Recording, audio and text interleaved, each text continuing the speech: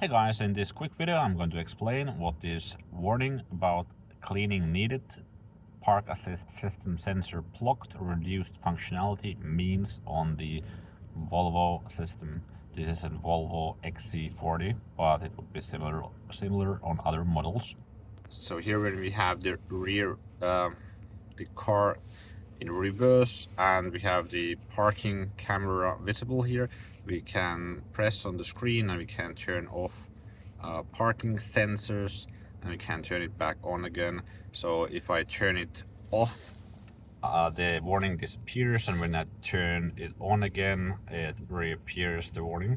So clearly it's related to the parking sensors and not to the rear view camera. So the car has these ultrasonic parking sensors on the back and in the front, and if these get blocked by ice or snow, that's the warning you would see.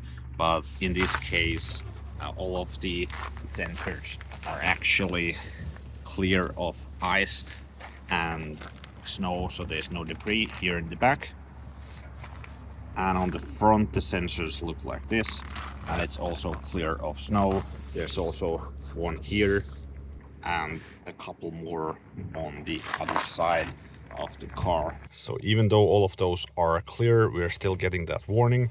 So it might be an issue with even just one ultrasonic sensor having some wiring issue or some moisture in it would cause that error. So this is a rental car. I won't get it fixed, but if it's your car and removing ice and snow doesn't solve it for you, and maybe wiping them down with a wet cloth doesn't help either, then most likely it's some kind of a wiring issue and you will need to take it to service.